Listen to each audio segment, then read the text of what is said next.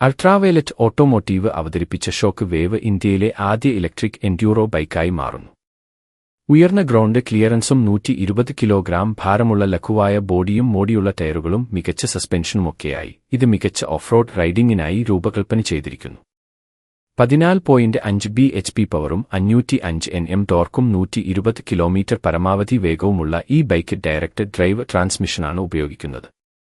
Single ചാർജിൽ 150 kilometre വരെ range നൽകുന്ന പവർഫുൾ ലിഥിയം അയൺ ബാറ്ററിയും ഫാസ്റ്റ് ചാർജിംഗും ഇതിന്റെ പ്രധാന സവിശേഷതകളാണ്. Digital display, mobile application connectivity, വ്യത്യസ്ത റൈഡിംഗ് മോഡുകൾ എന്നിവയും ഉൾപ്പെടുത്തിയിരിക്കുന്നു. ഏകദേശം 3 ലക്ഷം മുതൽ 4 ലക്ഷം വരെ വില പ്രതീക്ഷിക്കുന്നു.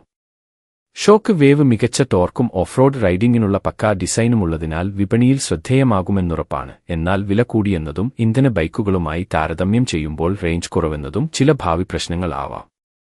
അതേസമയം ഈ സെഗ്മെന്റിൽ കാര്യമായ മത്സരമില്ലാത്തതിനാൽ വിപണിയിൽ മികച്ച സ്വീകരണം ലഭിക്കാൻ സാധ്യതയുണ്ട്.